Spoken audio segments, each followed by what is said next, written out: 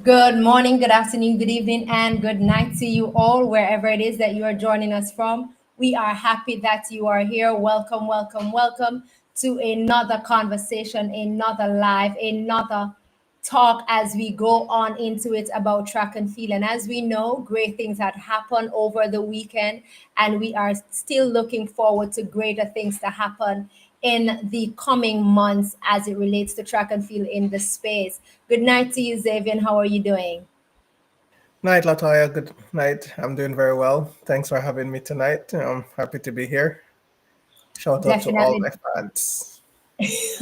I like that. Shout out to all your fans. Shout out to all our families that is tuning Can big up in. yourself. Welcome everyone who is already here. Welcome Drew Ross. Welcome Sandra. Welcome Sandy. Welcome Kan. We are happy to have you. Welcome to our track and field family. Welcome to those who have just joined our family. Welcome to those who have not yet joined the family but is taking in and tuning in at this moment. And tonight, again, we here at Track and Field Totnet, we love to educate, we love to learn, we love to listen, and we love to action things accordingly. So you spoke and you made the request that we have the conversation and we share the thought space, or we learn and educate as it relates to things that are happening in the sports. And one of those questions last week is that couple of our family members were asking about the thought space and the opinion of what it is as it relates to Grand Slam. And here we are tonight that we will definitely be having the conversation. You know, once you ask and we can get it, or we can share it, or we can learn together, Track and Field Tournament is the place to be, where we all get together one at a time and learn it together or teach it together as we go along. Definitely. So tonight is no different. We will be taking on the Diamond League tonight, but we also will be taking on Grand Slam conversation. And as usual, we also always welcome your conversation in the midst so that we can talk among ourselves and have it going. And definitely, yes, Kinsley, the night will be from a sensible point of view and not an emotional base. We will do our best to share our viewpoints or our thought space on things that happen in track and field. But tonight, again, it is not just us alone from Track and Field Totnet. It's not just me and Zaven alone, or it's not just me, Zaven, and you all alone tonight. We will be having someone who is a part of, or who has been a part of, who was there up and close and personal as it relates to Grand Slam. So definitely, without any further ado, let me just welcome to the family here at Track and Field Totnet, Mr. Anderson Emerald. I got it correct. On point, on point. Thank you so much, Latoya. So glad to be able to join you and Xavier, and of course, like everyone who's here. So excited to talk some track. Definitely. We are happy to have you. Thank you so much for accepting the request. Thank you so much for giving us your time and for us to talk about the sport that we love, for us to talk about what is happening in the track and field world, because there's so much things happening in the track and field world, especially so many things happened over the weekend. And I do believe that that's exactly where we're going to start. The things that happened over the weekend, that is indeed the Diamond League, London Diamond League. So let me hear from you. What was your thought space as it relates to just the whole setup of London Diamond League? And let's just dive into it as quickly as we can. Yeah, I think with the London Diamond League, it was a pretty important Diamond League to me because of where it sits in the calendar. Because we had Jamaican National Championships a few weeks ago, and we saw that there was the Eugene Diamond League, Prefontaine, then the Monaco Diamond League. Now the London Diamond League is happening right before the USA National Championships are happening. So it was almost like a little check mark of, okay, how have some of the Jamaican athletes done coming off of national championships, and now do they match up compared to some of the American athletes who are going into their national championships. So I liked the structure of, there were so many events, of course, like, the men's 100 meters was the focus, but then also you had Jamaica in that 4x1, who was like, this was a very big moment because they needed to qualify to get their spot to the world championships.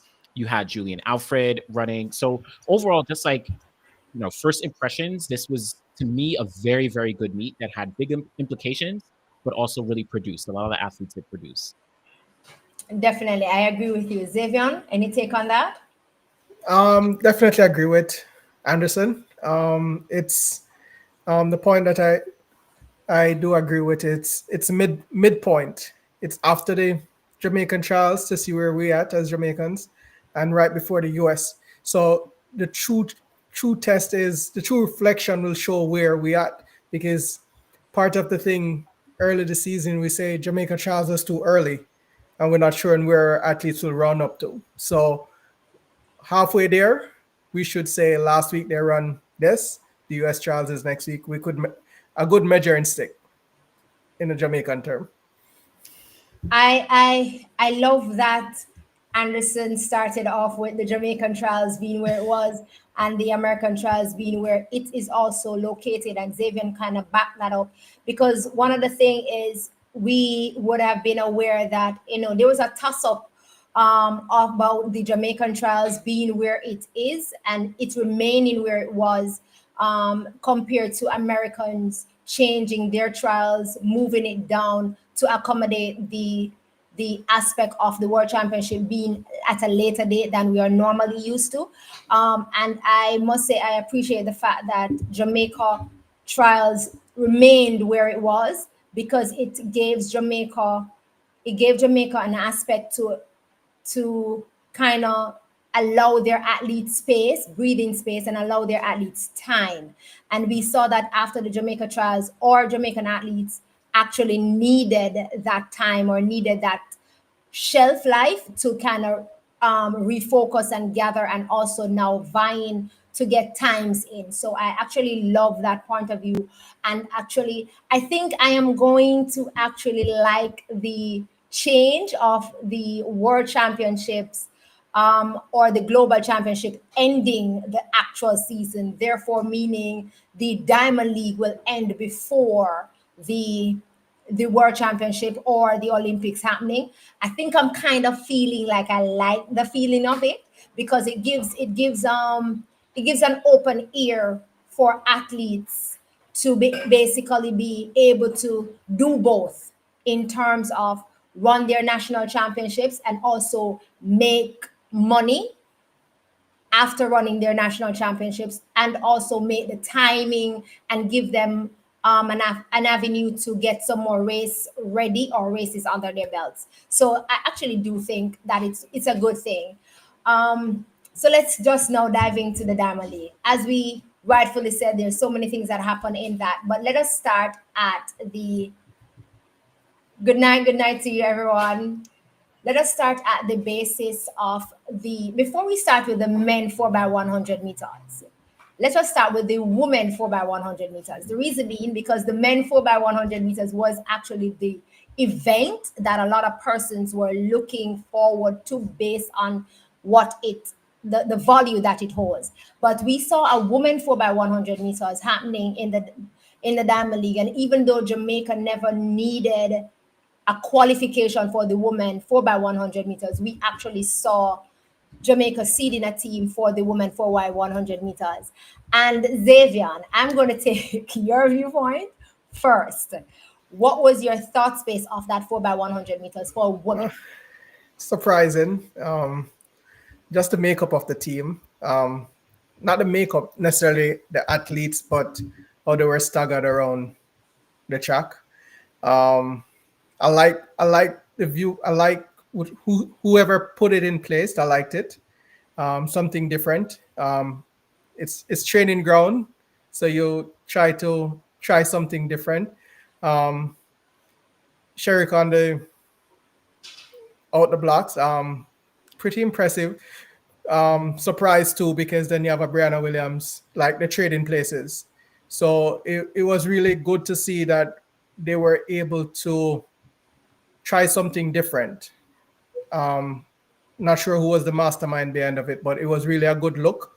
And I think that is sign to what to come for the rest of the season. Okay, thank you for that. Anderson?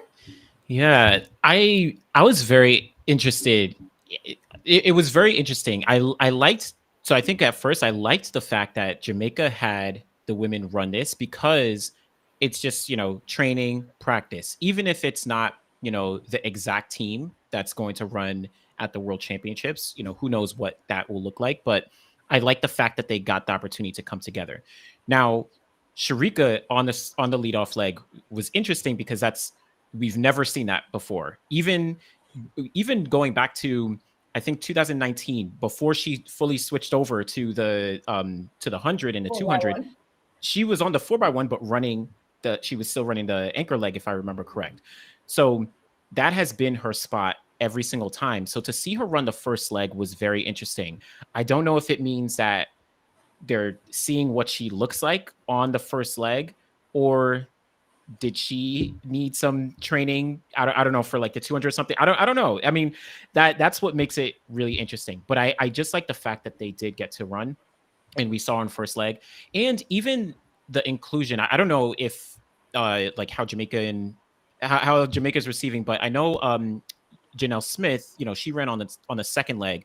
I don't know if she'll eventually be on the actual team at World Championships, but it was interesting because she has run, I think, in that 2019 World Championship, she was on that leg. I think she ran third leg at those World Third leg. Champs.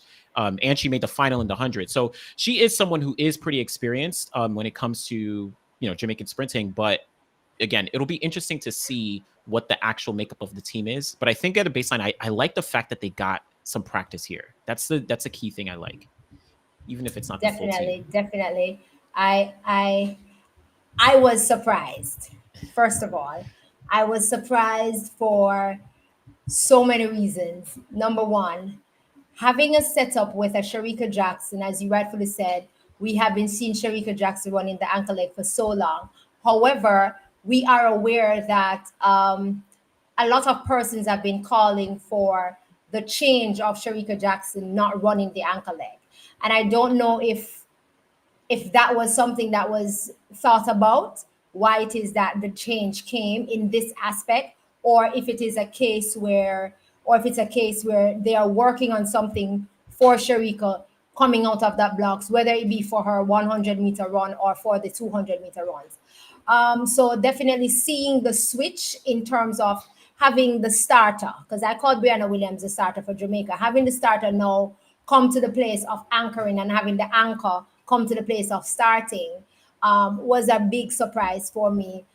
I felt like, though, if the trial was, if it was a case that we're trying her out on a different leg, I feel like I would have taken her on, the second leg or the third leg instead of the first leg as the trial, so that then I can roughly, in my mind, this is my personal opinion here, so I can roughly in my mind say, okay, then, yeah, she just got to stay on the ankle leg because she's just not doing it on that leg that we have been calling for. All in all, she did a good enough job. I know that it would have been much better if she was at her best in terms of not being injured or not being thinking of trying not to let something happen. That's what I mean when I say at her best, and not, I'm not putting her down. So let's put it there. I don't want to think that I'm putting her down in that instance. So that is where, but I appreciated the fact that even though we needed not to qualify, the three persons that may well end up on that actual team come the World Championship was a part of that team, which for me gives a baton exchange happening, whichever way it happened. So I was okay with that. The matchup between Sharika Jackson and Dina Asher Smith out of the blocks for Great Britain was really a good look. And then we had Jonathan Smith, as you spoke about, going up against Amy Hunt. Now, Amy Hunt for me this season is just on another level. That is as if she's saying, I may not be able to be in the finals of the 100 meters, but you give me the baton in my hand, I'm going to do what I know I'm capable of doing. And Amy Hunt for me has been at that place this season. So kudos to Amy Hunt. It was a good one from Janelle, who is also an experienced runner, because she's not new to it. the matchup between Tina Clayton and thing there on that third leg. I don't know how to phase it. I really don't know how to phase it, and that's just the truth. I don't know how to. I don't know. Maybe one of you can phase it for me. I don't know how to phase it. Well, what do you think? Because I think at the World Relays, I think Tina. Well, in the prelims, Tina she ran the leadoff leg. I think for Jamaica in the prelims because they Right. switched around and Natasha ran the first leg at World And Relays in the then final. Tina went to her rightful place running the third leg. Yeah, so I do wonder if they are if that's a good spot for Tina because if we look forward to World Championships for Jamaica, Sharika, Tina, Shelly Ann, I'd assume would come onto the team, And more likely Jonelle Smith. and more likely Janelle. So how I feel like Shelly Ann is probably going to run the back straight, either the back straight or the anchor leg, because she seemed at least the past couple times she's run the back straight, the second leg. So I wonder if I don't know. I just wonder if Tina, if I don't know. I'm not sure like how they're trying Well, to set up the based team. on what you're wondering, Can I go ahead, Xavier. interject? Go ahead. So Jamaica have a bad habit. What might be a good habit? They want. I think the team is setting up for Shelley to have that glory leg, and the glory leg is the ankle leg, and I think they're working on it. And what it sets, Brianna is the only one moving out of that team right now, putting a Shelley into the final, and it can work as it is. And the problem that we are having, and we had with Sherika, is that Sherika can't receive the button and hand it off in the same race. So they're finding a suitable leg to put her on so that Shelly can get that glory leg in her final race. That's how I put it. So they're working on something that I think is deserving of Shelly and Fraser Price. So Xavier, what would you say about Bright? Your analogy makes sense, Papi. I like that. Your I didn't analogy think about makes that. your analogy makes sense. I never looked at it from that point. That point in terms of removing Brianna Williams and having Shelley come right there, and therefore, which means then that Sharika Jackson would remain or would go for that time from the start, from the blocks. And Kingsley said, good switch up, which they had put Tina on the second leg and put Jonal on the third. But nice test run. Sharika did a good job. And in that case, Kingsley, Sharika doing a good job based on Xavier analogy, then it is highly possible. I wasn't thinking of it that way because, as I said in my opening, if it is that they had tried Sharika on the second leg, then my setup would have been different. In terms of, I would have had Janelle to Sharika to Tina to, right? But based on what Anderson was trying to actualize in his mind in terms of Shelley running the second leg more, it would then mean that Sharika in that case then would now come back to the ankle leg. Janelle will go to the first leg. So it would be Janelle to Shelley to Tina and there. Tina is a good third leg runner. She has done that numerous times over being on the junior level and mastered that and stuff like that. And we saw her running it at World Relays, moving from the first leg and coming into the finals. So Rico says, please stop it. The final team setup will be Rico, as much as I would really love it, if it is that you can tell me, Rico, how we will bring Tia to it, then I will take it.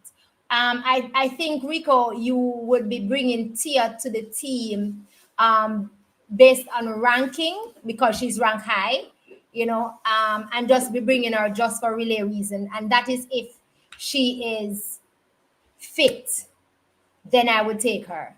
But if she's not fit, then I would not want to risk any further injury to her. That's my thought, Rico. It was really sad and heart-wrenching for us.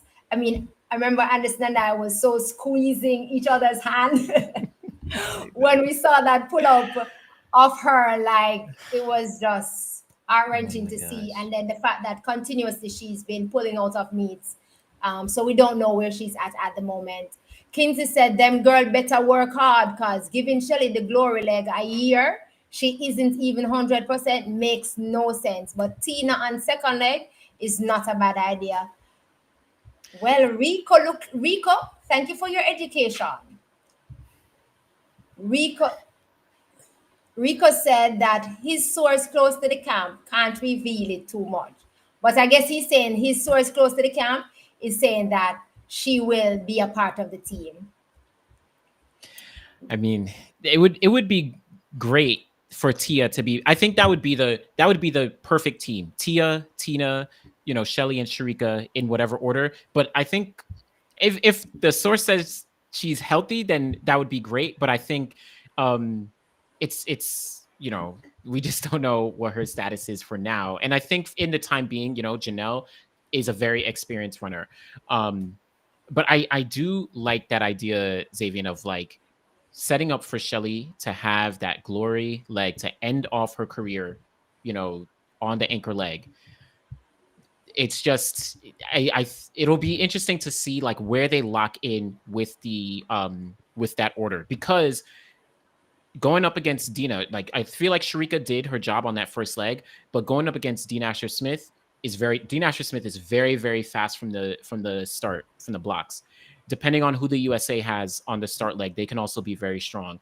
I think and I think it's not to say like, there's no surefire 100%, Jamaica is going to win gold, but they have a very strong shot to. But how can they put themselves in a good position so that when Shelly gets the baton, she has enough runway? Because we know, I mean, I want Shelly to go out with, on top with a gold medal, whether it's in the 4x1 or 100. But like in reality, we know that Shelly isn't the fastest on paper right now. So the team needs to make sure they get her in a good position so that by the time she gets the baton, she has enough runway and enough, room to be able to go. So yeah. Well, I don't think we have seen Shelly enough. The only thing that we can say about Shelly is that age is on her to say that she's not fast on paper. She has not run this season as much as we normally do. So I would wait to say if she's not fast enough on paper. If you one thing we know about Shelly, she delivers whenever she hits the track. She knows how to deliver. She knows how to bring it up a notch. It's pretty good, whichever way it works out. It's a good team. I hope the best ladies are selected for that team. Ask of a question. I says, can Tina and Gabby on the third leg? So there are different tricks to the game. And if Jamaica learn the tricks of the US, they can. And when you talk about running the relay, there are different phases of the relay. So Sharika is not a bad idea on the start leg, because Sharika accelerate after 70. Why most people, if you use that long change correctly with the team set up correctly, Jamaica will beat them. Because if you realize, if Sharika do use a long change with Janelle, which I think they can do, they're ending off first, because Dina is slowing down while Sharika is accelerating. And you realize, Gabby keep beating us. Gabby is at pretty much the end of the runway, I would call it. I need to see the matchup. I need to see this matchup. Sharika versus Gabby on the third leg. That's how Jamaica would win. Yeah. Because at this moment. But there's a challenge, Latoya, and the challenge that we have over the years is that Gabby is an excellent exchange off the button comparing to Sharika. So we will miss that that split second. We're gonna miss it. We're gonna lose if you match her up, because Gabby will execute that button change correctly 99% of the time. I'm not asking. They're sure that she's going to put that button in that person's hand.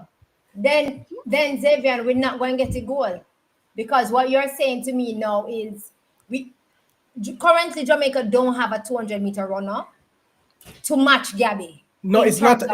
No, one second. Right. I'm saying currently Jamaica don't have that person to match Gabby on that third leg, right? That is experienced or foot leg speed or whatever. Currently, remember right now, Sharika Jackson, we carried for that 2 bills because she have the bag.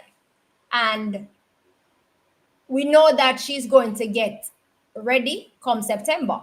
And therefore, it means that just hypothetically, without button dropping or anything going wrong, it means that we may just be passing off or handing off that button to, as you said, to Shelly on the ankle leg, not in first place, which means Shelly will have to be running down either Jefferson or Shakari. No, so we will get the button first based on how we change the button. We will get the button first because when the button hits Shelly's hand, Gabby is still in the long change, in the long zone. All right. Oof. But that's gonna depend on what happens in the first legs, though. Yeah, first 2 legs, exactly. Because it has to be, because even if Sharika, like, okay, just looking at what we saw in London, let's say Sharika does a little bit better than Dina, right, on that first leg, if that's going to be the order. But then, but okay, we're speaking about Dina. Not to cut you, it's just for add with you. But we're speaking about Dina from Great Britain. Who is it? Remind me, who is it normally who runs the start for America? For US, it's actually Melissa Jefferson will run the first leg, which is, that's going to be a problem too, because obviously we've seen her form right now, right? So that means that, and like the thing I think about is, I always go back to 2022. Jamaica on paper was by far the fastest, and we saw at least that first handoff. Same thing happened in Tokyo, but in Eugene, where you had Kemba Nelson going to a lane. I mean, it's a lane, so it's a different athlete in this case, but went out a little too early, or they weren't able to get the exact handoffs, and that led to issues later on, which led to the US, getting the gold medal, which of course on paper they weren't the fastest team. So Jamaica has to make sure that they are executing everything right, because I agree that Shelly is a championship performer, and I don't even care what her age is. I know that she's going to be ready when we get to Tokyo. But if she gets the baton even or slightly behind, or even if it's just a step ahead of someone, like Sha'Carri Richardson or whoever else from the United States, I don't know if she's going to be in really good form to be able to run them down. So everything has to be on point beforehand when she gets that baton. So unfortunately, we don't have anyone to run down anybody on that ankle leg. All right, no, but now listen. Tonight, I'm the only female in here. I can't go deal with it. There's only one person, and she's not running this year. Rico says Tia is close to 100%, but can't deal with it. And Tina does her damage on the second leg. Go watch World Juniors a couple of years ago. You will see. Trust me, guys. Tia will be added. Jamrock girl relay pool is Jody. Joyanne Williams? Or who is? No, Jodine Williams, Janelle, Jacko, Tia, Tina. Huh? Where's Shelly? Rico. Where's Shelly? Rico, me know you are saying a Rico. My head hurt me already. Latoya, we're not going down that politics there, because the third place person will have to leave. There is a great trust. There is great trust between Sharika and Shelly. Sharika passing to Shelly would be great. Starter, Tina. Sharika to Shelly. That's a great team right there. All members need to play their part. All right. So, Kingsley, let me I'm gonna just put one analogy in for us to think about. I think we're going to have a problem. Jamaica team is going to have a problem in that 4x1 women. Here is why. We have a problem with practicing baton exchanges. The names on that team that you call, Sharika Jackson have double duty. And because she has double duty, Sharika Jackson may not get enough time, which is always the reason, or most of the reason why she runs the ankle leg. May not get enough time to do practices because she, out of everybody else on this team that we will be bringing, has double duty. The 4x100 meters heats run maybe like 45 minutes or so before the 200 meters final.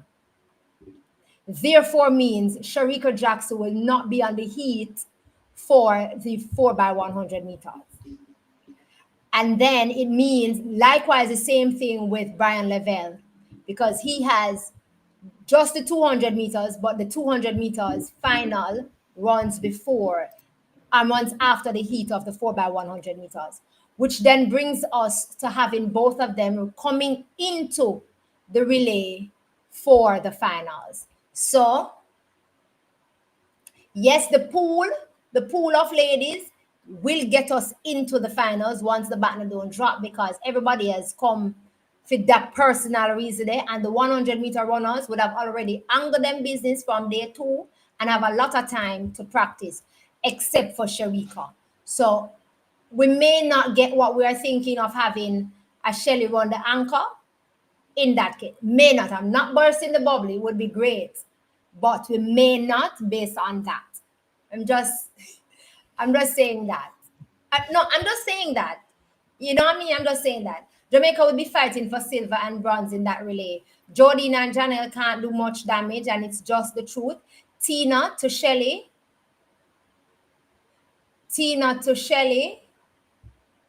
I was just thinking what Danisha is saying. Danisha said Tina to Shelly, to Sharika to Tia.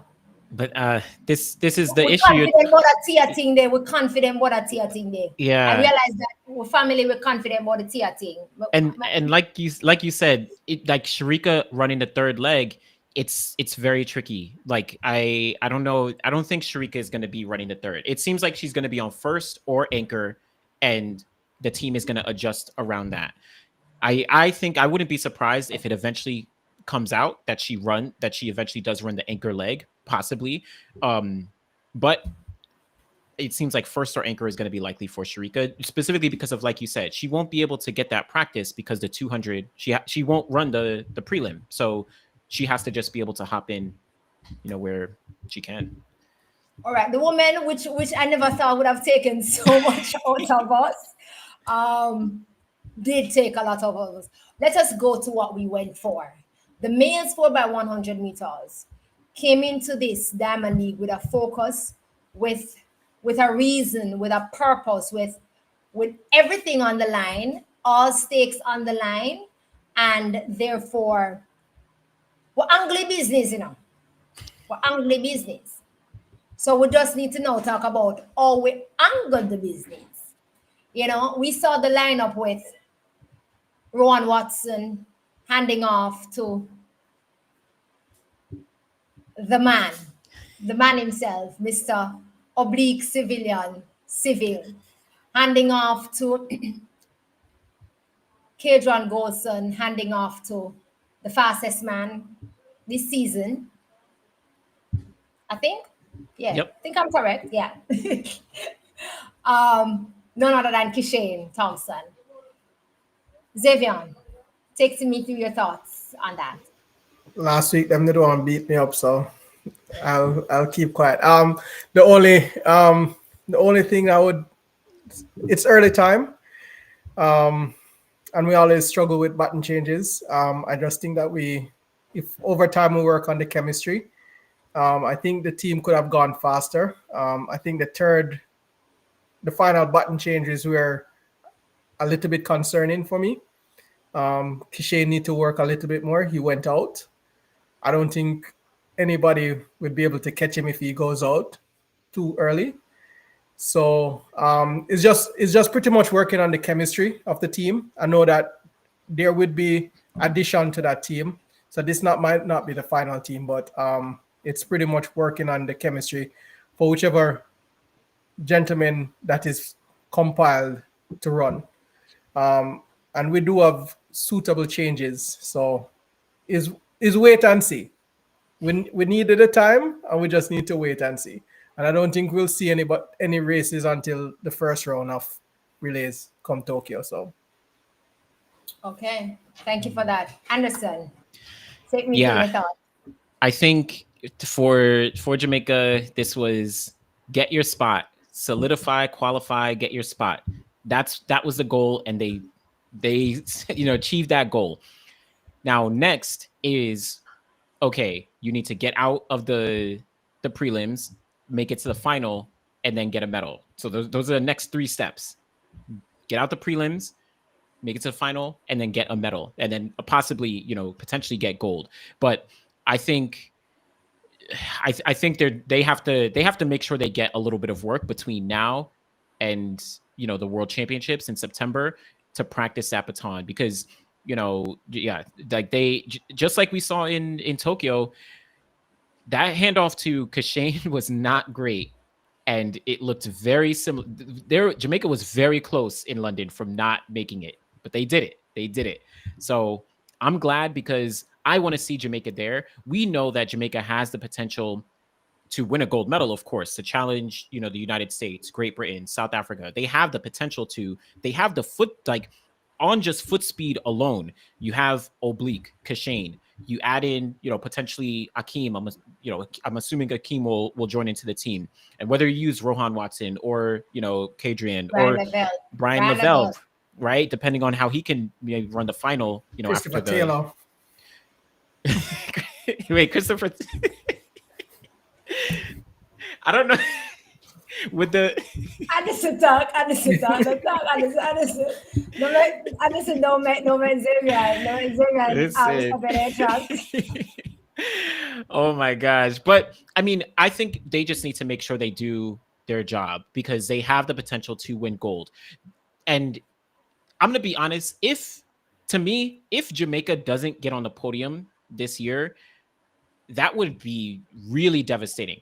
I know they have the potential to win gold, but I don't even have expectations for them to win gold. I think I just need to see them on the podium, because the last time they got a medal was in 2023. They got the bronze medal, but they didn't even, Usain Bolt, when he retired in 2017, of course, he got injured, so they couldn't finish that. But the last time that they got a gold medal was 2016. So I think for them, it's almost just rebuilding. Make progress to get yourself back on the podium, and then, really work for the gold. Now, that's not to say they shouldn't be working towards gold, but it's almost like I look at it like the 100 meters, where Kashane Thompson, the first Jamaican to get on the podium in the 100 since Bolt retired. Now it steps up, right? Potentially he can get gold. Potentially in the future, you'll see more Jamaicans. So I look at that as a 4x1. They just need to rebuild, because they should be on the podium consistently, and then, in the conversation for gold. So, yeah. So you guys took that, and I just gonna add maybe two things to all that you guys said. Firstly, Rowan Watson exchange to Oblique Seville. I have not seen a smoother, crispier exchange lodged on the male side in years. The last time I saw a smooth exchange happen was with the junior record holders, female, having with the Serena Cole, Tina, happening. That happened twice. But that exchange for me was perfect. Perfect. I mean, he reached, Oblique hand was up, and his hand was outstretched, lodged in. There was no shuffle to the left, shuffle to the right. I am right here. No, it was just perfect. Oblique collected that button, and I'm going to say this. Nobody beats me for this.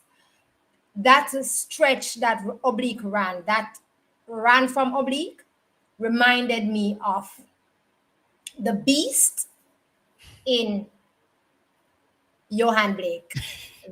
No, that was just a Johan Blake run for me. How he ate up all of that.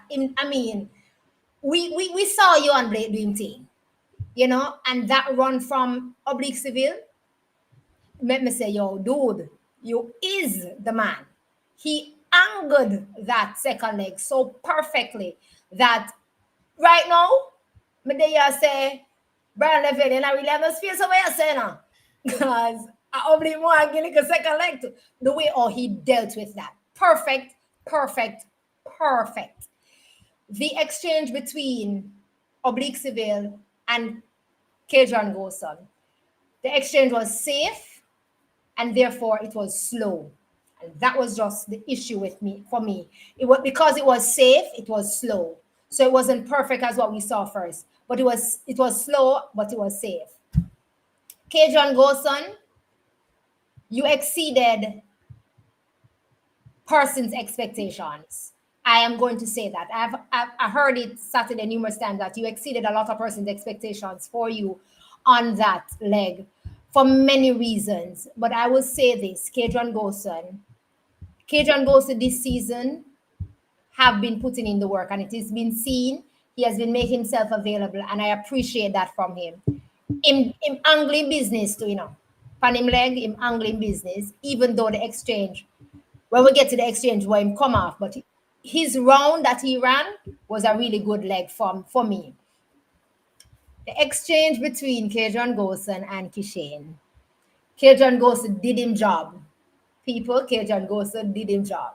One thing I will say is if Cajun Goson did slow down or tap, like what the man do in at the world relays, we now have no relay a world championship. So thank you, Cajun, for not slowing down and not stopping. Mr. Kishane Thompson, I need you to take all the time in the world and learn to run the relay. Learn to time it properly. Because me I tell you, you go out really hard and you almost make the world cry. You did what you needed to do and we qualified. But we need to fix whomever you're going to be taking baton from. I hope, this is my hope for us, I hope that because all the men who partially or potentially who will be running on that relay will only have one duty in that 100 meters. It gives them a greater opportunity to do the proper baton exchanges so that we can get it right come the rounds and get it right come the finals. And if Jamaica can get that baton exchange right, the gold medal is ours. And I stand on that. I was gonna say I definitely in general I definitely agree. I think though, yeah, I think Kishane will have to make sure he is on point. That is the thing. He needs to make sure he is on point. But also, I mean, everything will need to come together because South Africa is really, really fast. Even the USA, even with like all their baton issues, they won the world championships in last 2023. So it's not like they're not capable of doing so. Hey. Oh yeah. No Canada win world championship 4x1. They won the Olympics. So that's what Olympics, yeah, sorry. that's Okay. what I was gonna say. So like yeah, no, definitely. Olympics, USA has not, they can't do that. I don't know what's going on. But Canada, USA, Great Britain, South Africa, there's so many teams, who Jamaica will have to really, push forward against. Because those eight men potentially, for me, the 8 anchors potentially will be Kishane, Ada Noah, or for US, Ada Noah or Kenny Benderick. It'll probably be Noah, yeah. But Akani Simbini, definitely more likely we will have Zarnel Hughes for Great Daniel Britain. Hughes. We'll have Andre DeGrasse. Yeah. Listen, Canada team. I think is the perfect team because it's just the same team every time. Yeah. So They always them, practice years. for them chemistry just so and then whomever else. So it's gonna be a really good 4x1. But Yeah. men on angry business. Let me jump right into jump out I relay 2 hours later or so, or maybe an hour and a half later. The man come back. The man jump out at 4x1 after running what at 8.8 something speed to run the 100 meters. So this is round 2 for Oblique.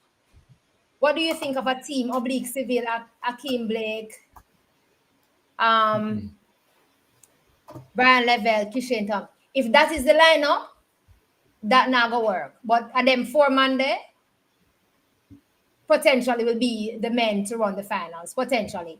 And is who I would want to run the finals. But not that lineup though, Emil.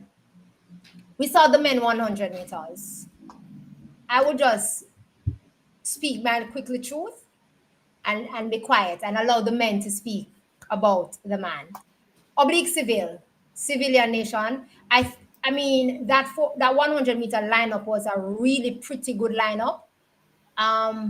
We saw Akani Simbini, we saw Noah Lyles, we saw Zarnel Hughes, we saw Leslie Tubogo.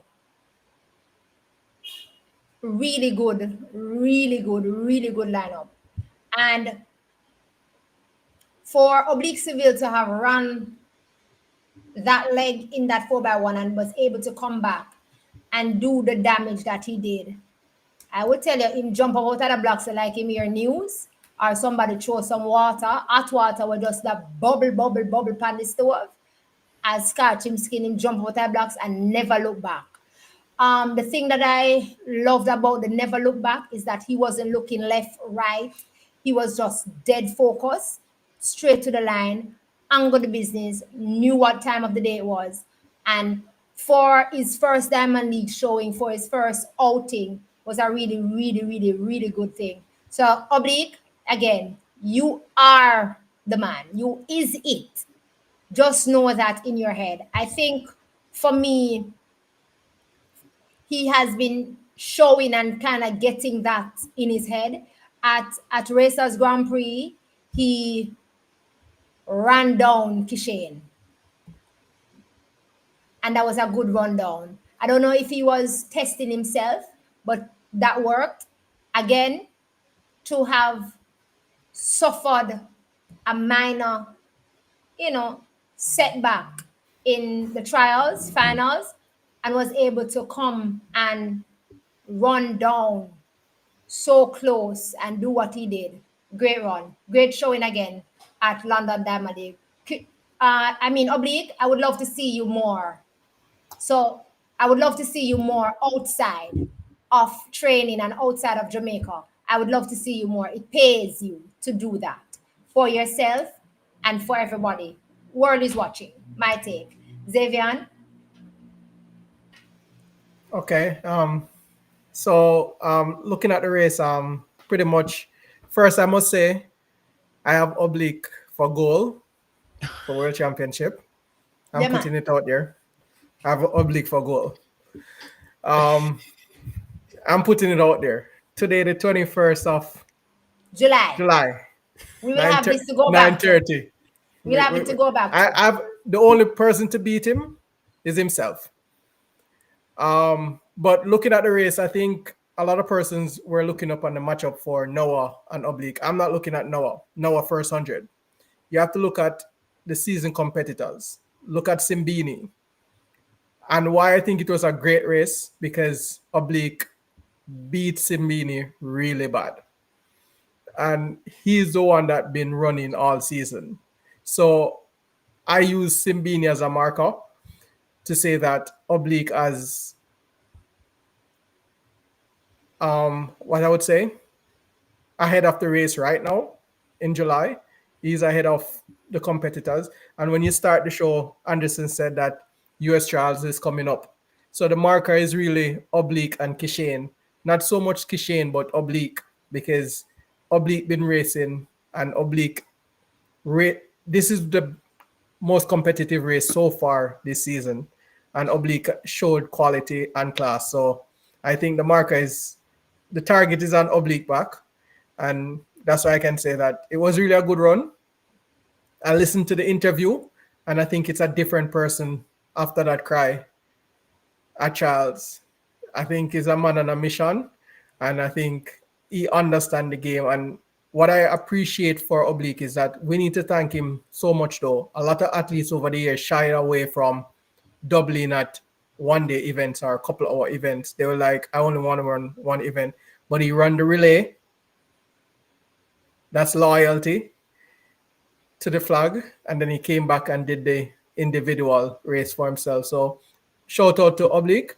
I appreciated it. And I really think that it was a big run, knowing that you had duties before and coming back to run that time. It's really spectacular. Well, and it look like we're getting a lot of things to think about tonight. Well,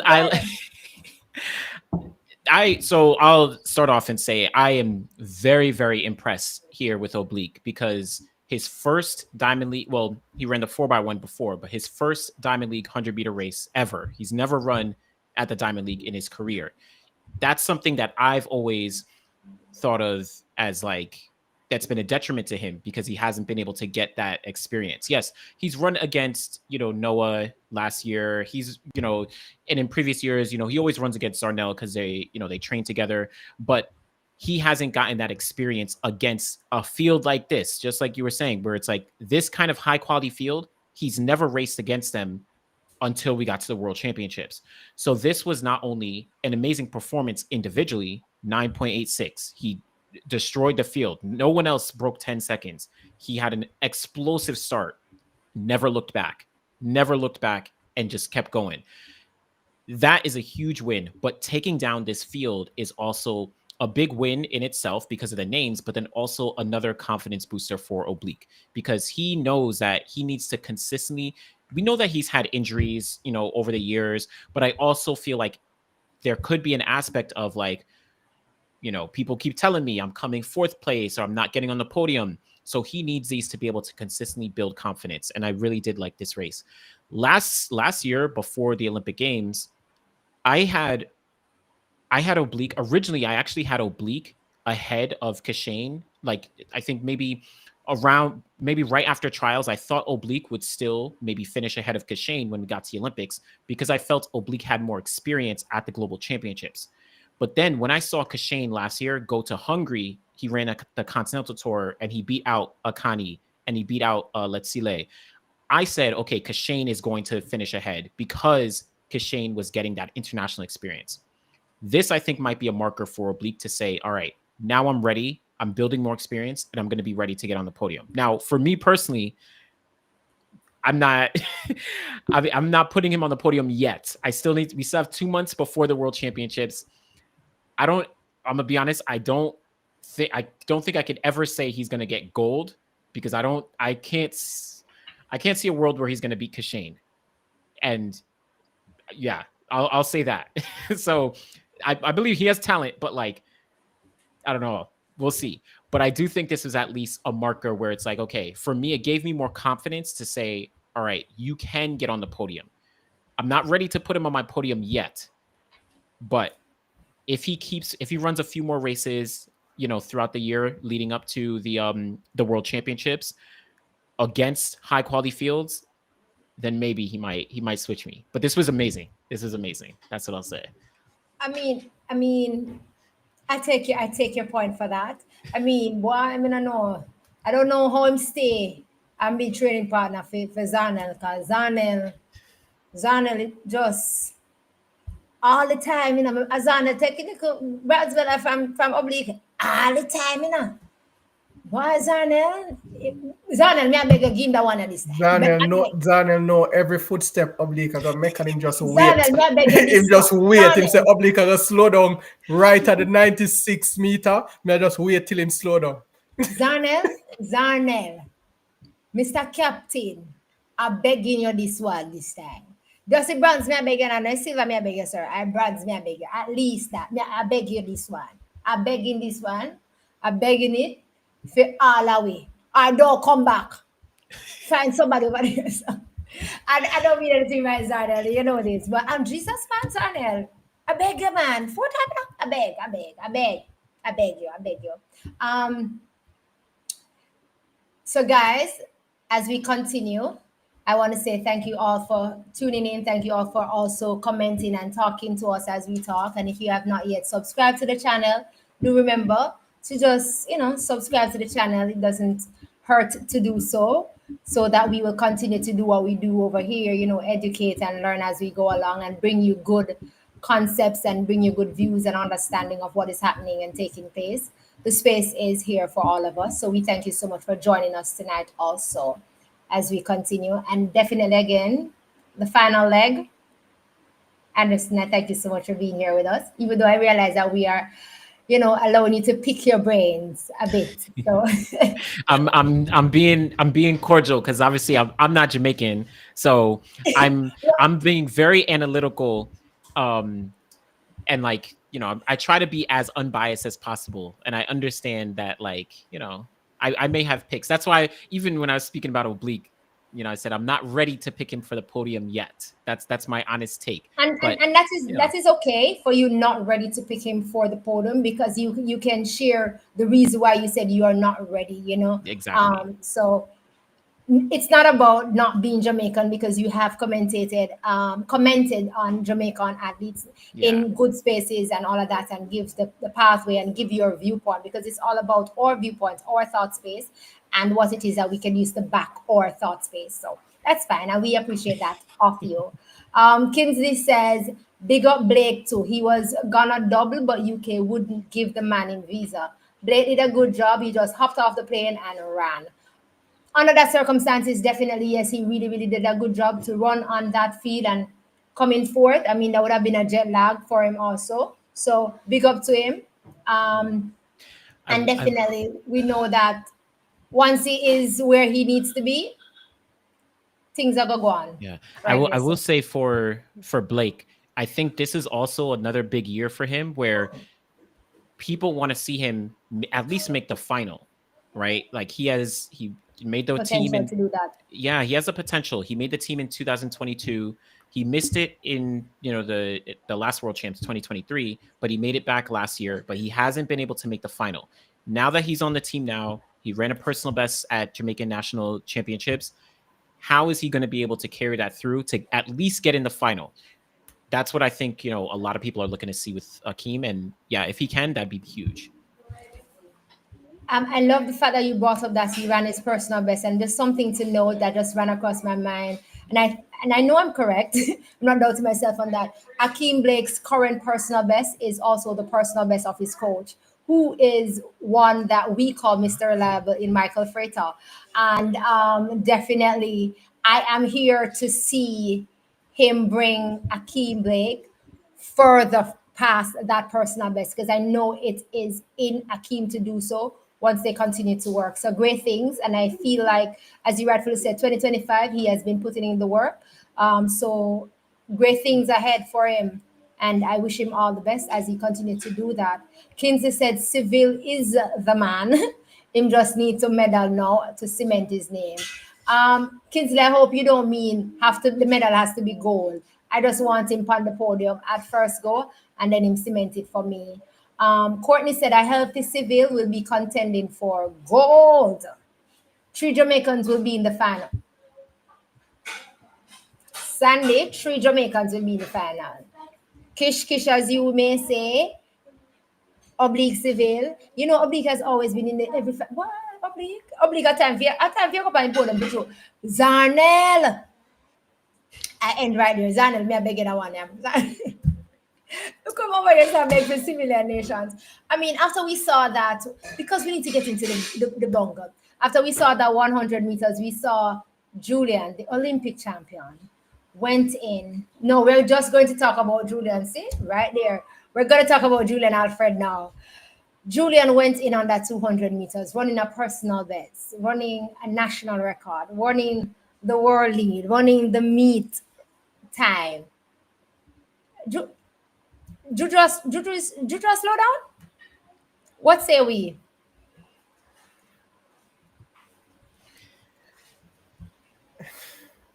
Go ahead, Anderson. Okay, I'll dive in. I mean, Julian looks unstoppable right now. I mean, I know in the 100, of course, she did lose a race, but she is on another level to me right now. I don't like she is looking amazing. I actually was very I knew that she had already run 21.88 early this season. And I knew that she was going to, of course, run faster. But I was truly surprised when she ran 21.7. I was actually very surprised. And I'm like pleasantly surprised that she's running this fast because I know in the past, I know her Coach Flo in Texas, has said that, she originally didn't like to run the 200, but now it's like, she can actually win gold in the 200. Now, it won't be easy, but when you look at how things are, Sharika Jackson, we still are not sure of her full form, like what she's going to look like when we get to the World Championships, specifically in that 200. We don't know as of now. Gabby Thomas, she hasn't looked like the Gabby Thomas that that won gold last year. She still can, she has US championships, but Julien Alfred right now, unlike Sharika or Gabby, she didn't have to worry about a national championships. Since January at the top of this year, her only focus has been September, the World Championships in Tokyo. So whatever she's doing now is just preparation for that. So this 21.7 by Julian, I think she's already shown throughout the year, but I think she is just so much more dangerous. That is a very, very that was an amazing performance. Xavier, anything to say to add to that? I'd read from German post saying that he's concerned because Julian shown her hand too early. I don't think she's shown her hand. She's just naturally talented. And every time she touches the track, she's getting faster and faster. The only thing we should worry as Jamaicans is if we're going to make the podium in that 200 meter. because if we draw the line now, it's worrying time. Because Julian, as Anderson said, is unstoppable. I don't think anyone will beat her. I don't see her pressured as yet. I've not seen a high quality field come at her as yet to see what she has in the tank. She's just running because she feels happy to run, or she just enjoy running. So I have Julian for goal. As it stands right now. The only difference with Sharika, and I have to tell you this, is that she has one or the best coach in the world. So I expect him to get her up to par or up to speed come September. But Julian she's talented. And I think if you put them together, I think she's a little bit better than Sharika right now. So I would say, Xavier, I'm glad that you added at the end of your sentence right now. Yeah. So and right now is because based on the times that we are seeing being put out there at the moment. If we're supposed to go based on the times we are seeing putting out there at the moment, then it's a high possibility that Sharika right now, guys, we feel that we feel, correct now. ourselves with that. Right now, Sharika would be in a bronze medal position because Melissa Jefferson has been putting herself in the midst also and saying, hello, I am here also. Don't forget me. My name's supposed to be a part of the conversation, which rightfully so, it is a part of the conversation. So the 200 meters, I believe, is going to be one of the races to watch for the females at the World Championship when it comes around, because you just don't know what is going to happen. And that's rightfully so. Sandy, no, they don't have a trials. And based on the times that they put down, yeah, definitely. They're national record holder. Definitely. That's the goal. Remember now, them all give them, shall have a day for yourself down at St. Lucia. If you go live down at St. Lucia, go visit our work for a little time, you can get a Julian Alfred day. You know what I'm saying? So Sandy said that it's Gabby Brands and Sharika Silva.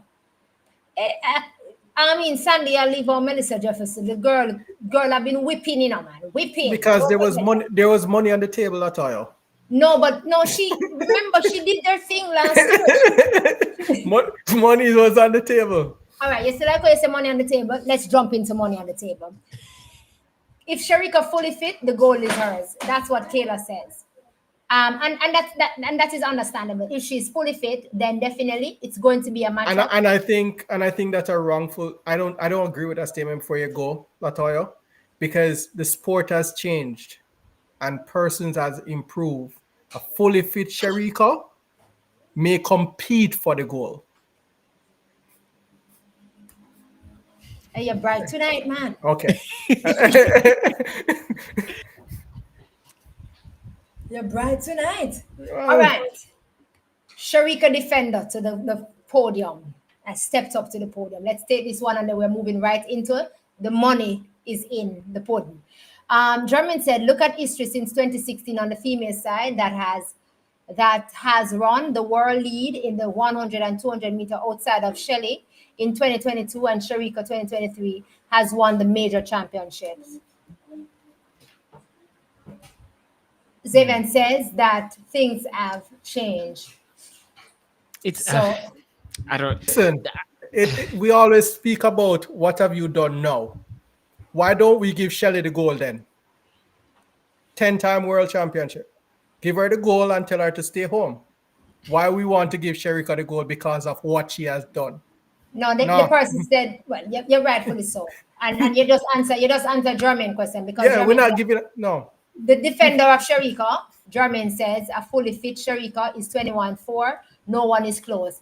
Even though no one is close, Sharika is not in 21-4 shape at the moment. And that's what's basically what we're saying. The fact of the matter is she's not in that shape in terms of she don't even need to be in 21-4 shape because the world lead currently is 21-7. So I mean she could even be in 21-70 shape if that is what she is, but she's still not in 21-7 shape. So therefore, at the moment, Julien Alfred, currently based on what she has given us, is the girl to watch. And because of that, it gives us the anticipation and that fun fact to wanting to tune in front of the TVs or where Anderson will be right in front of the track, in front of all of that, the action when the September comes around and tell us what is happening. And you can be fully fit and not be at your peak. I agree. Crucifix. I almost say crucifixion, but it's crucifix. Let us jump into the money. Let us jump into the money. And this is your time, We're jumping into the money. Guys, family, I am not going to be in Anderson's class, you know what I mean? Definitely. This is his. I'm just saying all day from now. So we're going to be talking a little bit about Grand Slam. We have seen Grand Slam has come onto the scene and created a stir onto track and field and created a buzz in track and field and created a talk and got us a lot of us all excited about the idea, about the events, about the actual meet, about the money. And a lot of questions. It created also a lot of questions in a lot of person's mind. Some positive, some negative. And here now tonight on Track and Field on it, for the first time, we're actually gonna maybe share our thought space about it and share what is in the space or what have been in the space, what was in the space, and what we are thinking or where our thought space is and what we think can happen for 2026. Howard, good night. Yes, you are early and you're right on time. So because this is your request. So you are right on time for your request. Your request has been answered. We listened and your request has been answered. So here we go. Grand Slam. Sir, I am in your class. I'm in your class because one, you were not just normal. You were a part of Grand Slam. You covered it and everything. So therefore, we kind of getting an inside thought space of it from someone who has been inside. So take us through it so that we can ask you our questions, and we can see what we can learn. Is that so, Xavier? I have a lot of questions, so Is that it? Well, now also let me be clear. Like I didn't work for Grand Slam track. I attended all the meets. I sort of make sure because obviously I have um different criticisms and questions, but I'm more than glad because I did attend all the meets and I definitely have my thoughts about it. So yeah, no, I'm more than glad to answer, I guess. All right, all right, Xavier. First of all, Xavier, your thoughts quickly on when all Grand right. Slam came on. So I like money. I like speaking money. Yeah, yeah, man. I like the business side of the sports. It was I always wanted athletes to be paid what they're worth. And try to make the sport fun and exciting for the television audience and to bring new supporters and new fans to the sport. So Grand Slam was a good idea, spectacular idea. I think it was well, not 100%. I'm still like I'm project manager still, but we can work around that. But I think he he had an idea, brought it to the fore. A lot of people wasn't with it, but it worked. He showed his hand. Um, there's still a lot of unanswered questions. The only for me that figure was too high. That starting figure was too high, but for the first year, for the venues that he chose, um, I don't think one it wasn't thought out properly.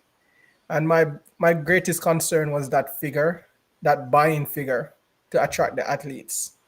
And I think that it it it leaves a good taste, but it leaves a bitter taste in some realm because you're paying out, and it ran into the problem that a lot of persons spoke about initially, the money. You put the money out there. In Jamaica term, you put your money put the Put money your where money your where your mouth, mouth mouth is. there. So he spoke this he's what I would say. The man put the money up there and put it out there, but there's a lot of questions. You put him Um, out there, but the money not yeah, coming. a lot of questions were left, but I appreciate what he tried. Looking forward to 2026. Um, if he can change a few things, it should be a really good thing for the athletes for payday, not necessarily the sports, but the athletes. Um, Mm. so let us see where it takes us. Yeah. I think essentially I agree because I think when Grand Slam was first announced and they did a whole rollout, last year, it got everyone excited, especially because of the names and the athletes that they had joining on to Grand Slam track. They were some of the best names in the sport, and on top of that, you were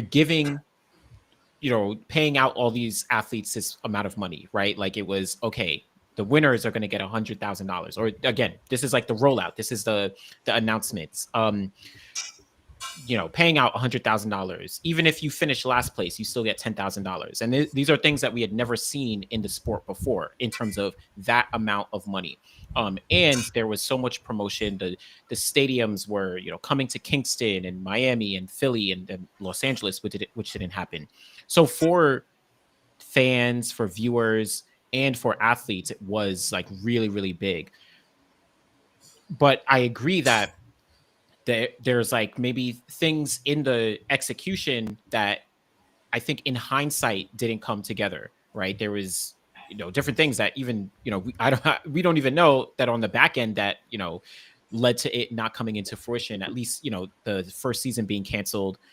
And now, even after it's been canceled, there are various different questions and more things that continue to come out that don't make it look or aren't putting it in a very positive light. And it's really unfortunate because I think it's like two things where one, Michael Johnson is part of the sport. Like, he is, a legend athlete, on the track. He was a legend. He was a broadcaster. He did a lot of things in the sport where he was heralded as one of the best in different capacities. Of course, a lot of people may not have had a favorable view of him. But the fact that he's in the sport, people put trust in him to put out a really great product. And throughout its execution during the time that the meets were running, people did really like it. But now afterwards, unfortunately, there's been various news stories about the athletes not getting paid. There's been news stories about the venues not, the payments for the venues not occurring or something like that. All different things have been coming out. So the public, almost like the public relations hasn't been as great to make sure that people have trust in, okay, Grand Slam track is doing enough to make sure that the athletes and all the coaches and everybody is good, and that they'll potentially come back for next year. So it's like almost losing trust within the sport as it is right now. But then also there's an aspect of, if someone else wants to come in to do something in track and field, if someone else wants to come in and put money to invest in track and field, to start up a league or start up a business, or maybe they don't even want to start, they just want to give money to something, they're less likely to do that, because now this situation didn't work out properly. And again, it was someone from within our sport, right? Like, if someone within our sport wasn't able to successfully, execute it, this first season, then why should someone outside of the sport come in and invest money, right? So I think there's like two aspects that unfortunately don't look great as things stand now for Grand Slam track. It's tough because Michael, he hasn't been on, he usually was very active on Twitter. He hasn't been on, active on Twitter anymore. And I just saw an article, where Seb Coe, the head of World Athletics, said that he hasn't spoken to Michael Johnson in a few months. So that's unfortunately not great, because like it or not, even if this wasn't by World Athletics, like, you still have to work with World Athletics to do stuff. So what does that mean for the future? So unfortunately, optics wise, it just doesn't look great right now. I agree. I was very, very high on Grand Slam. I thought this was great. Speaking to the athletes, being at the events, like, everyone really did love it, whether they were one of the racers who was signed on contract or some of the challengers who were just coming in. They really enjoyed the atmosphere. They loved how they were treated. They loved the hospitality. But now afterwards, right, as it stands right now, unfortunately, things are not looking as great. I still have hope that maybe they'll come back next year, but it's a question mark on what, how things look moving forward at this point. I don't know. There's so much to unpack with it. And as you rightfully said, that you were excited about it, I was a little bit skeptical for reasons. In terms of, I was excited on the aspect of the opportunity for athletes to be able to run an event outside of their pet event that we're used to seeing them, which give me the opportunity to think that it would have bettered the athlete. It would have allowed the athlete to be a little bit more comfortable, allow some of the athletes to be also more out there. Boost confidence, and rightfully so, we saw that. I mean, Megan Topper came into Grand Slam as a challenger, and hello, I feel like Grand Slam having her in that was the thing that was needed at that moment. It gave her the opportunity to run the hurdles and also run the flat 100 meters, and therefore it was spectacular. It gave the world an opportunity to see athletes outside of their pet events. For example, I mean, we have now would have gotten a bit used to seeing Sydney McLaughlin running the flat 400 meters. But when she said that, hey, you know what, I'm going to change it up a bit, I'm going to run the hurdles, it would have given us the world the opportunity to see her go at that. It gave the world the opportunity to see Melissa Jefferson this season, to see, I mean, we know what Kenny Benderick can do, but to see Kenny Benderick just go in and just lock in and do what he does. And also it gave the opportunity to have the athletes be themselves, be relaxed. You get to see them, what they look like before we get to see them in that gear. them in their clothes. That was something really nice. I mean, he was brewing the excitement. Sorry, he was brewing the excitement around all that he was doing. I mean, he was giving the racers them kits, and I was like, yeah, you know, this little thing seems nice, and them unpacking and them sharing. That was good.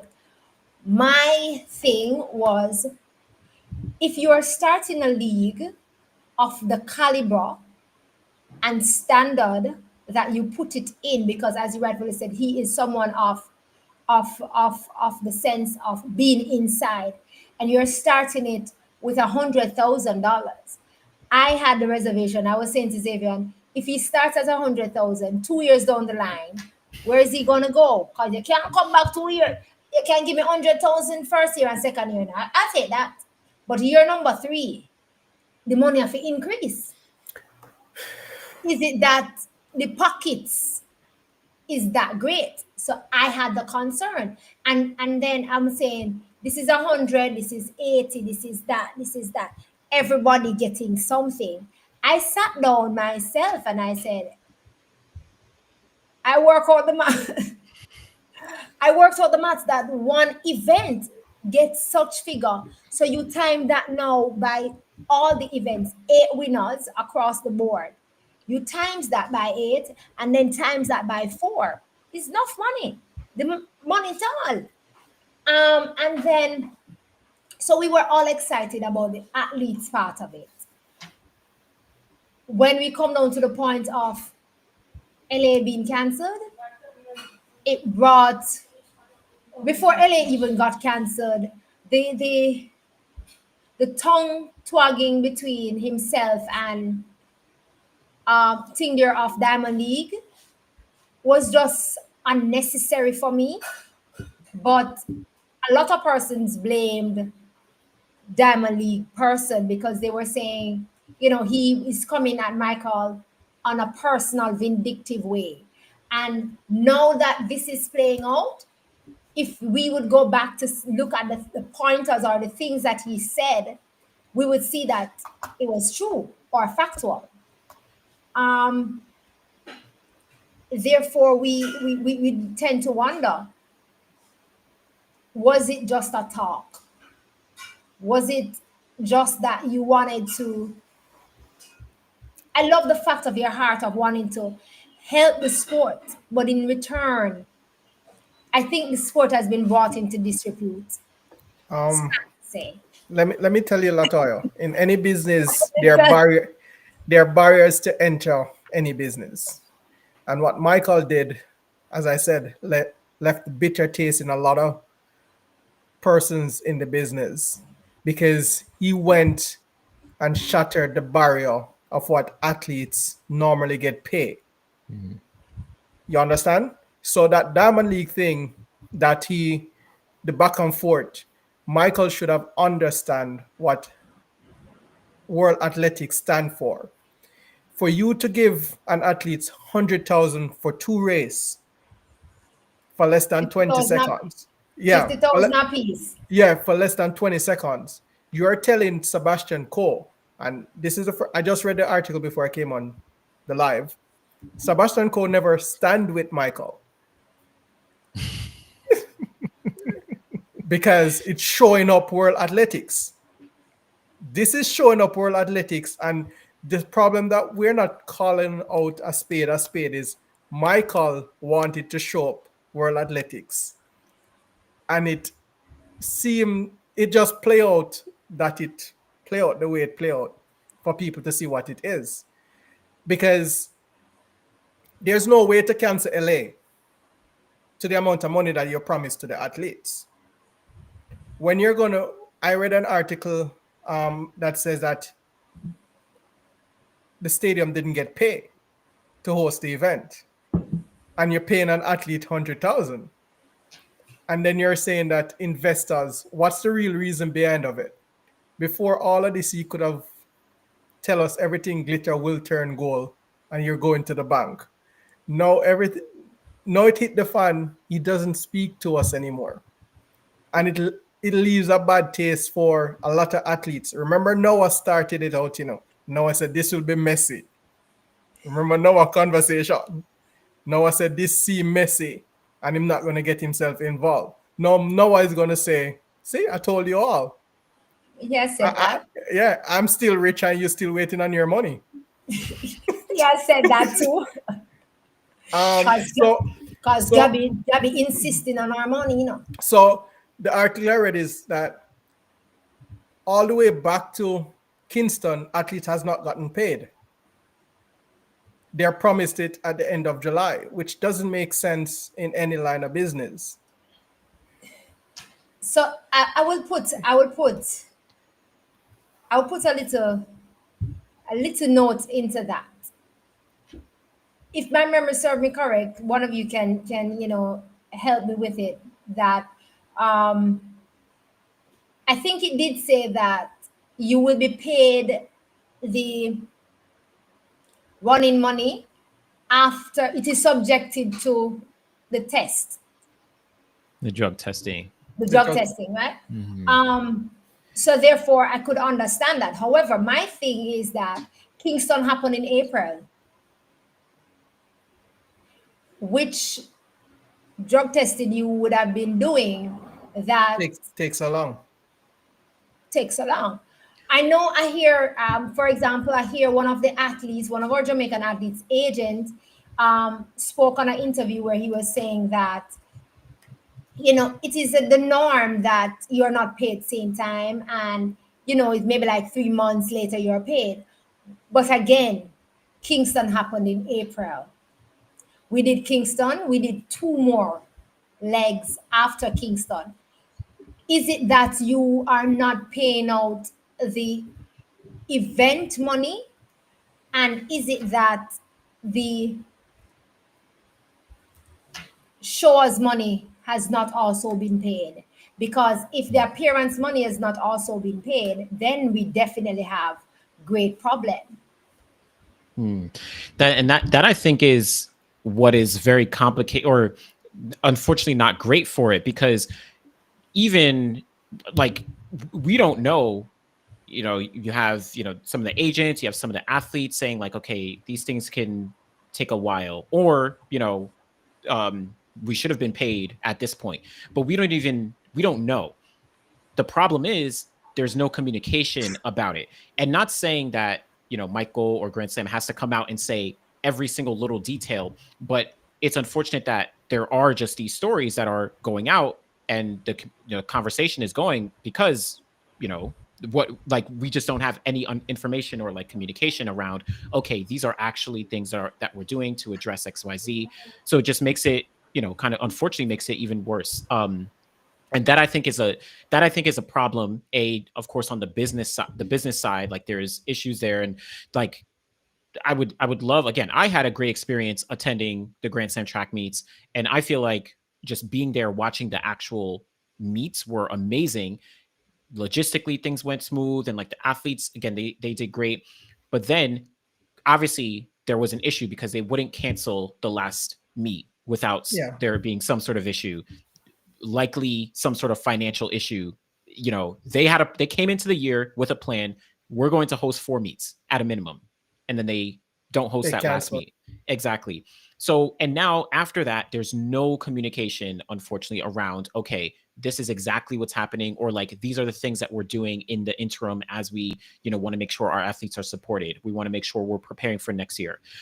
That's what makes it, it's just like almost the PR is not great, even though, again, I feel like Grand Slam is, in whatever the structure is, whether it's exactly like Grand Slam or something else, like, it's needed in track and field. Track and field needs something to be able to add to, of course, the sport that we love, but like just some other structure to support the athletes. But just in the way that it was done, it of course raises different questions. And just the last point, like exactly as you said before, where starting paying the athletes this amount of money, and starting off paying that amount of money, it makes it very, very complicated to go forward now, because no one is going to be happy when you go, let's say they come Less. back and yeah, like Nobody okay, now nobody want now to take more less money. No. yeah, like I'm not going to give you an iPhone, you're using an iPhone 15, I give you an iPhone 15 and then next year I'm Next like, year. I'm sorry, I got to give you an iPhone 10. Like it doesn't, That- like no one's going to be happy with that. So, you know, that's the tricky part. That's where it's very very tricky. And I don't know. my thing is when it all started, publicity, we could hear, we could read, we could see. You're accessible to the media. You can, and I don't care if you have financial problems. It's business. But the communication part of it, you should always keep because you're creating a brand. All that work that you put in to create the brand and build the brand up to this point, the few, the couple months after canceling LA, I think it just tarnished your brand completely. Athletes will consider, do I really need to come out of early season to run this race for waiting 2 months to get pay? But I would love him to come out, and I'm a business person. You send out have a press briefing, just like when you started. Explain to the world what's happening because we require an answer. We'll pay our money. And one of my thing is, I don't think he should have started it in Kingston. Jamaicans don't support track and field. Mm. And Is one of his Jamaicans don't support track and field. And I Vivian is can not tell, the night for that. no, hold on. He came Vivian out is and not the night for that. Mr. Johnson came out and said the tickets were purchased and nobody showed up. I read in the article, he said the tickets were purchased and nobody showed up.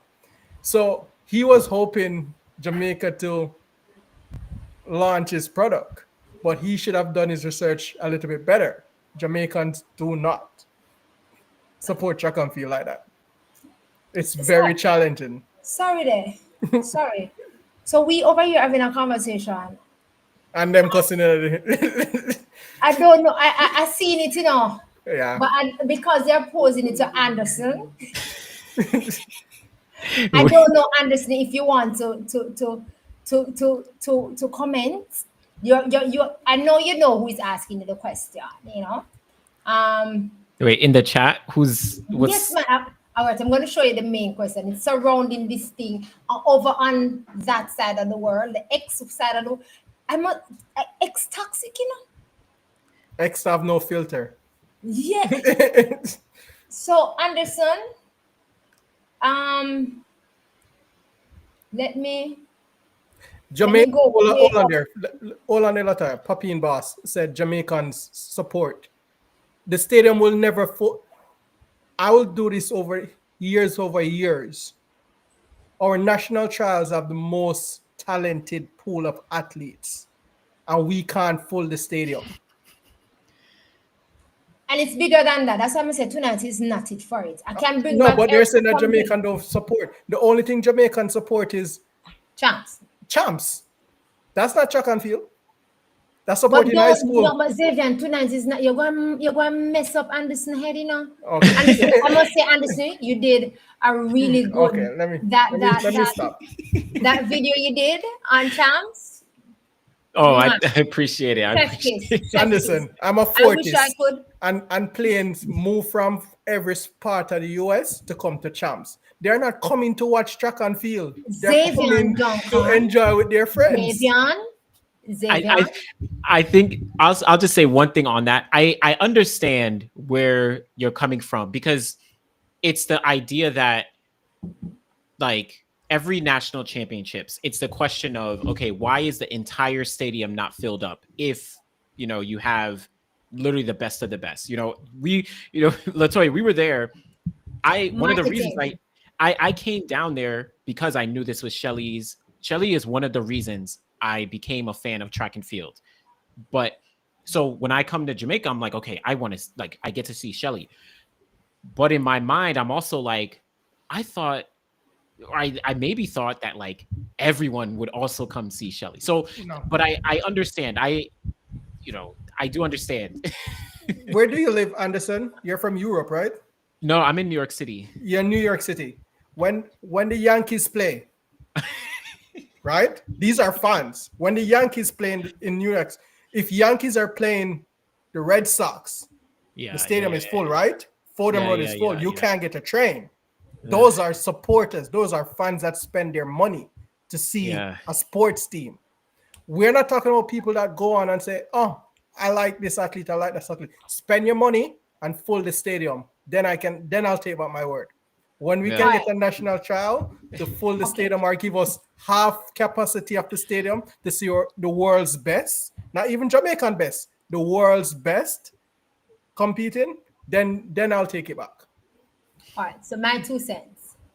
So the question, Anderson, Andrew is asking, Anderson, what's your opinion on the YouTubers, Erin Brown and Mr. Right? So they're asking about that, and then it's continuation about what's his name again? Uh, the Brown, Erin Brown still. Erin Brown, Xavier, if you may not know, because as I said, No, over X there, so I as I don't said, go on X. Twitter than it is that white guy that posts or that speaks or talks or does things. So I'm going to say this, and it is also in relation. I'm going to allow Anderson to share his viewpoint, but I will just say one thing. In collaboration based on what we were saying, speaking about, and about getting the persons to come into the stadium and stuff like that, it also goes for this same thing that is happening now. I find that a lot of people, it's not that they love the sport, it's that they love an athlete or a person or the personality. And therefore, one of the reasons why here in Jamaica, it is not, the stadium is not filled is because at times or most times, let's use Shirley and Fraser Price, for example, because it is a great example. Shirley Fraser Price, sorry, my apologies for that. Shirley Fraser Price this season has not showed out. She has not been running at meets that has been happening in Jamaica. What we call our all comers meet or development meets, our velocity fest and stuff like that. The moment persons catch on that she's going to open her season at the Velocity Fest that she did, persons wanted to go. Persons who don't live in Jamaica wanted to know, where can I watch it? Where can it be streamed? Who is streaming it? Who is carrying it? Because they want to see her. It's not because they want to see the sport on the platform that it's on. It's a particular person. Another example, when she announced that, sadly, this is going to be my last time that I will be running on the track here in Jamaica. Therefore, a lot of persons now start commenting and talking. The buzz around the event becomes the buzz around Shelley and Fraser Price, the athlete that persons like, not the sport. Therefore, the Friday night, to see her in her last race, we saw grandstand filled. A lot of persons. I mean, I remember I went to work on the Monday, and persons would tell me, "Oh, yeah, man, I was there for Shelley." So therefore, the nights that comes after when she's not running, we never really see people. It's people who love, understand. It's us who love the sport. You would get to see. So it is one of the mistakes. Um, it's one of the mistakes then that he would have made because we always say Jamaica is the sprint factory. We produce the athletes, but the people in the country is not lover of the sport, but lover of the person. You can, well, see, so Melanie saying other issues as the appearance fees have not been paid. So here comes again now. One of my reasons why I did say, and I still hold to the fact that I say he has brought the sport into disrepute, because before now we never had the issue We know that the money that Diamond Leagues and other events were paying is small, but we still never had the issue of persons complaining openly that they haven't received their parents' fees or they're still waiting on their payments. Openly, that is. Athletes do complain about it, but not in the magnitude that we saw with this one. So, Anderson, it's your time. Yeah. No, of course, of course. I think I think, and I was saying this before too, just like that's one of the issues. Well, even actually to your point where we don't not many athletes had complained previously about the Diamond League, the Continental Tour, even before that, the Golden League and all that in previous years. But that was like the status quo in the sport. That was like what existed, and there was no alternative, right?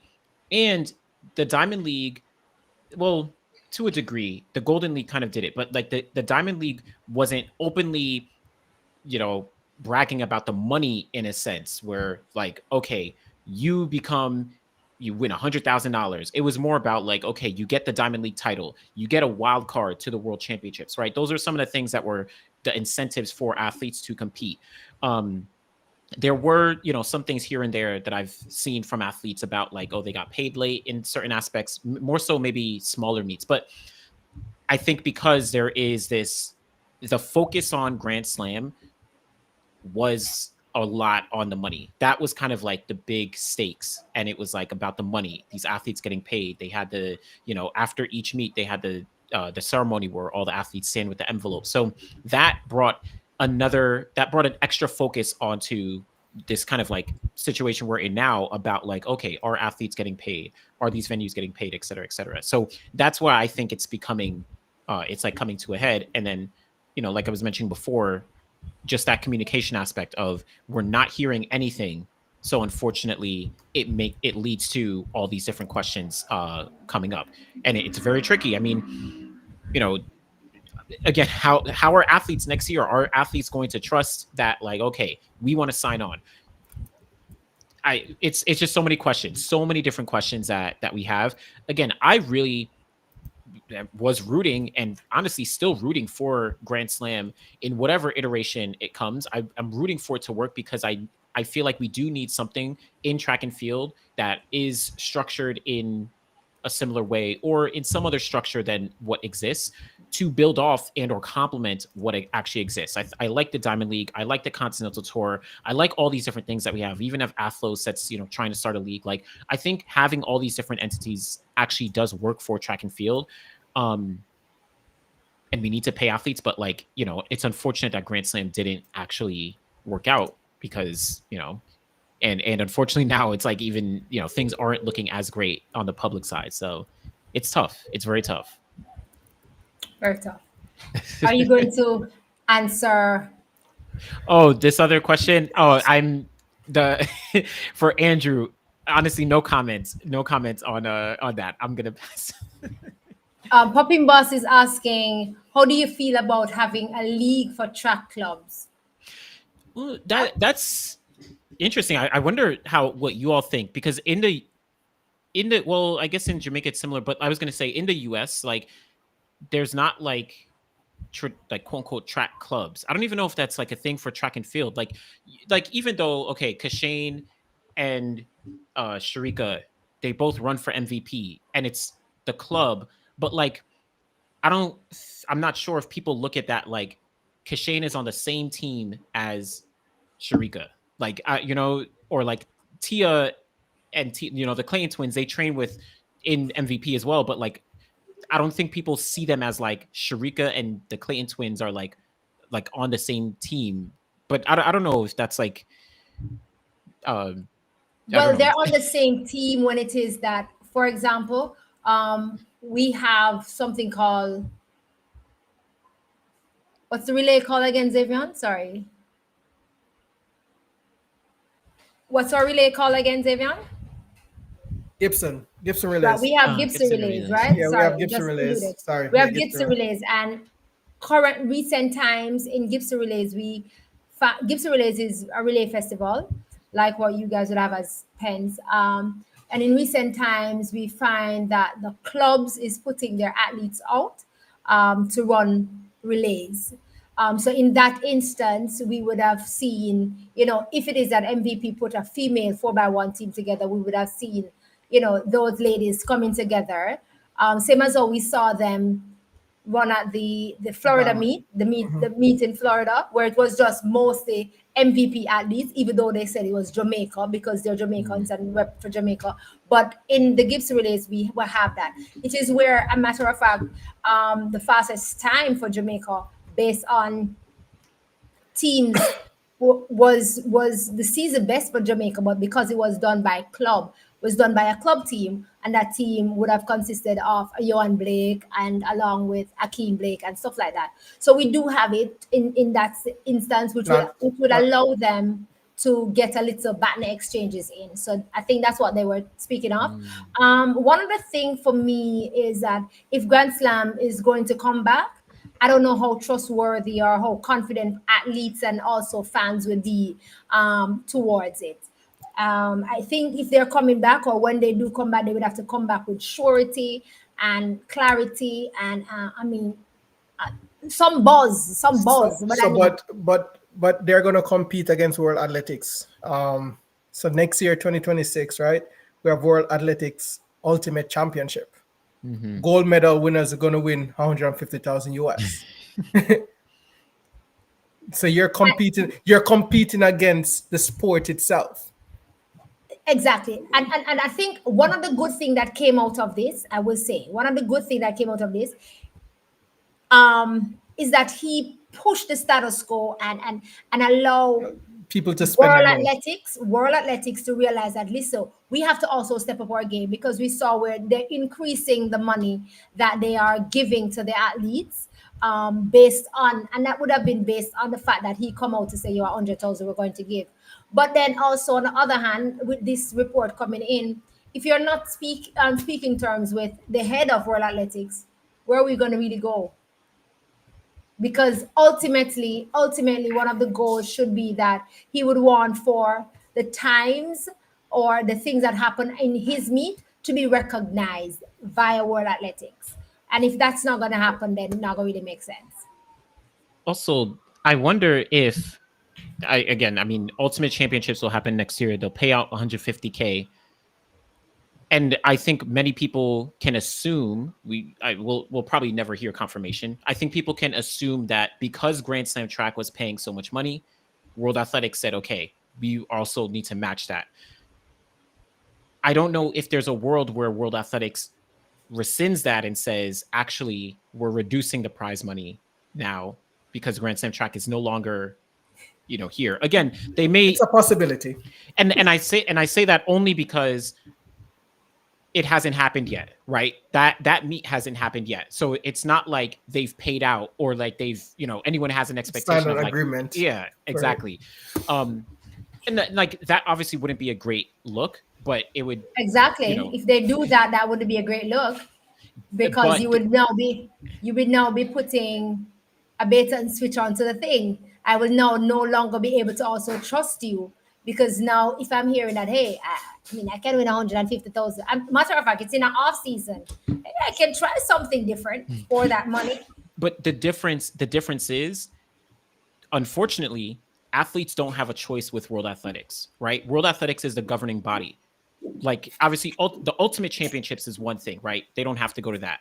But unfortunately, not saying that World Athletics would do anything, but just the idea that they control the sport. They control the World Championships. They, in theory, control the athletics portion of the Olympic Games. So an athlete saying that they won't stand for that, what does that mean to World Athletics, right? Versus Grand Slam track or Athlos or any other entity that's like separate from World Athletics, an athlete saying they won't stand for that, that's like, okay, I'm just going to go to the World Championships like normal, right? So again, this is just like a hypothetical thought process, but I think ultimately one thing that I think Grand Slam track has proved, and shout out to Coach Rob, who we do a show every so often, but we speak about like how the World Championships and the Olympic Games shouldn't be the end all be all, right? That is essentially the only measure of success for an athlete. Anything outside of the world champs or the Olympic games doesn't even, like, in all honesty, it's harsh, but it doesn't matter. Sharika Jackson, she could do nothing, not to say she can. She has had a great season, but if she wins gold at the world championships, doesn't even matter what she did throughout her season, right? Because that is the standard for For the 2025 season. exactly. Even with, think about Elaine Thompson-Herah, who we have not seen, not only of course this year, but even in previous years, leading up to the Olympic Games last year, people were saying Elaine Thompson-Herah shows up for the Olympic Games. Like, she is Miss Olympics. They don't even care what's occurred in between that time period because that's the standard for our sport. So I think Grand Slam track, again, unfortunately, it didn't work out this season, but I think it at least provided an idea that we need something that's outside of just the World Championships and the Olympics being the standard for track and field. It's not going to happen overnight. Where we can see the matchups happen and not wait, because when we wait, we definitely don't really. I mean, down in Kingston, we saw Nasir said hello, and then we saw Paulina said, "Hi, I'm back." I mean, we wouldn't have gotten an opportunity to see that because we would have waited until September, and Paulina gonna say, "Hello, I am it." So I agree. World Athletics need to look into something then to give us something.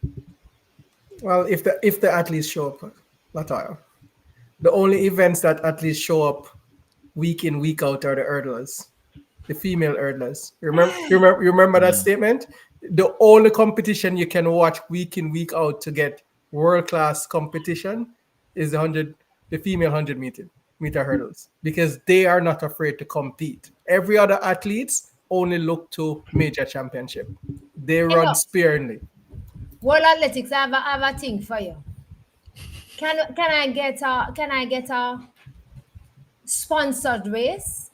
The sponsor them choose them athletes for the races in terms of relays. Something. I think it would be exciting. I think having Adidas choose them 4x1 female, 4x1 male, 4x, yeah man, or some mix up something. So you're gone too far. Diamond League promoters, because you have to start it somewhere below the top. Then the World Athletics keep Diamond League, so me just tell them say that me like to see that. Me would really love to see that, because me love to see them put New Balance against Adidas, against Puma, against Nike.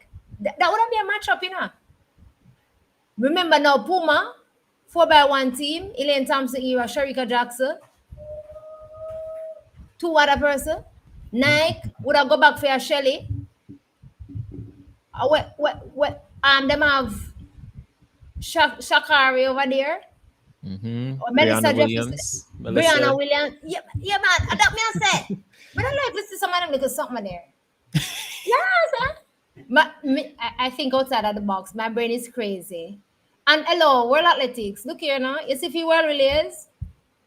If I see him to me, I go watch our World Championship. You can dash with that. Give me back a little mix hurdles relay something there. Something. 4x2, the medley something. If I 4x1 and the 4x, dash with that. We see that every day. Dash away. It is true. We need more. Man.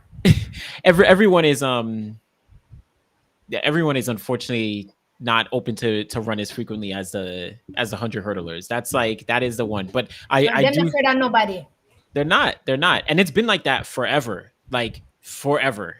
Like, even again, sticking just on with Jamaica, like when Danielle Williams, even before Danielle Williams, where you had like Bridget Foster Hilton and like all of them, they were going London. Exactly. They were like always on the scene head to head. But some events, unfortunately, we don't get that. But I don't know. I personally do think there needs to be something where it's like the World Championships and Olympic Games is not necessarily the end all be all. I want those to exist, but I also feel like there needs to be something else. It's just like when people are playing football, you have the World Cup.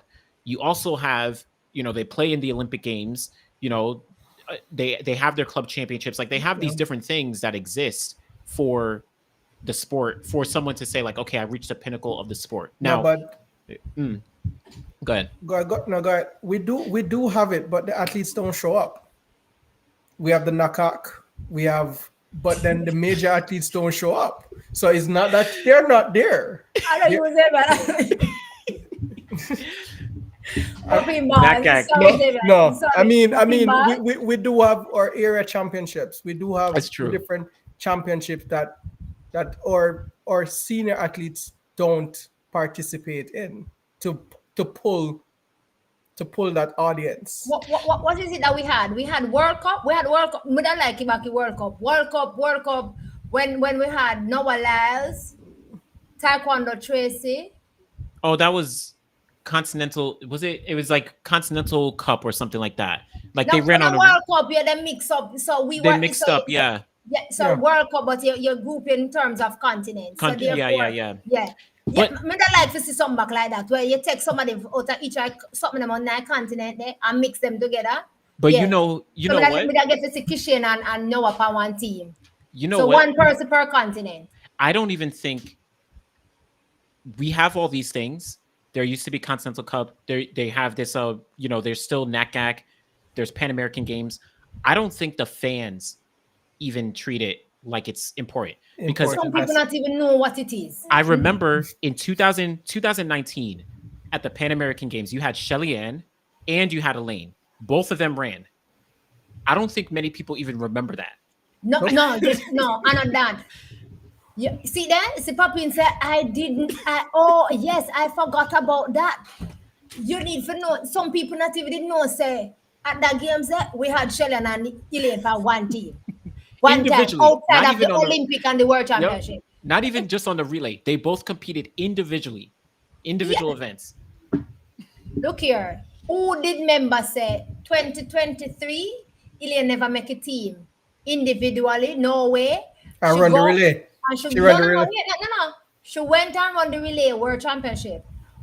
Done the relay, done World Championship and go Europe. Thing there go run and win the double 1-2 and take one button from somebody from Kemba Nelson in a 6th place and give Jamaica bronze in a 4x1. Who remember that? Who know about that? Who remember that? We don't business, but the people not business. And again, I stick to my point. Persons are not lovers of the sport necessarily. They're lovers of particular athlete. My opinion, I can be wrong, but it's just my opinion. But I'm just saying, it's what it is. What's some little excitement while coming out, man? It get there. Something, man. Find something, man. Sure. Him not to pay me for it. Commonwealth. Since the stadium is going to be full, going to be pulled down, they can bring boys and girls champs to Miami. No. Xavier, one thing to note, Xavier, if boys and girls championships go to Miami, whichever stadium in Miami is going to be Rampack and Port. Yeah. Then you will know that really and truly what we're saying is champs, Jamaica. No matter where it go. 100 years, Kingston College, the brave may fall and never yield. The purple and white school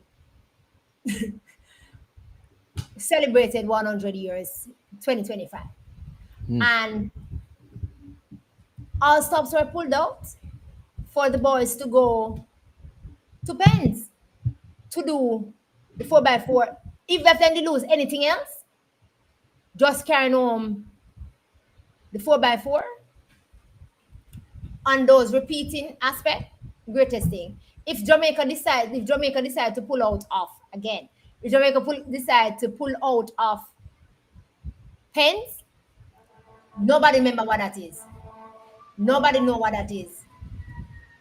Jamaica, we no longer have America versus the world. So I'm just saying, Papin said people are more interested when national pride is involved. Exactly. And turkey eating a June. I'm wrapping up, people. I'm wrapping up because I'm now gonna make my burst up. I will say I just want to just to Melanie in terms of the like her point on I wonder how much money it would take to create a league that could provide athletes a salary and all the things that they need to be successful. I think one of the things that's $12 million yeah, US. I don't even think Well, that would be enough because think of the thing is our sport is so it's a global sport, right? Like you have of course we have Jamaica, the United States, Great Britain, Germany, Australia. You have don't leave out the African space. oh yes, Don't leave out South Nigeria, Africa. South Africa. Niger. Yes, yes. Let's go to that continent. Yes, yes, yes. Like how much money there isn't a number to make it that you can have a professional league and provide a salary. In my opinion, I think like the number is just so high, and essentially, I think that like to get to a league in the way that the sport would like it as a league, it'd be so complicated. Now, I do want to see it get there one day, but I feel like it'd be very complicated and it would make our sport look very different than what it exists as now, which may be good, but it'd be very I different. have a solution. They need an Indian investor. One of the Saudi Arabian. Yeah, they need an investor. We Like need to have Turkey because in June again. That's the because solution. no, let me tell you, if you get a country to buy in to it, I'm a follower of cricket, and the Indians pay money for every franchise in the world to put their team in. So it's possible. It's possible to create a team and get your athletes together, get a squad, hire a coach, and you run a league. You run a league for 2 months, and you go into camp and you create a series, one of those island series, and bring back something. You have to bring back something that people watch and look forward to. Bring entertainment into sports.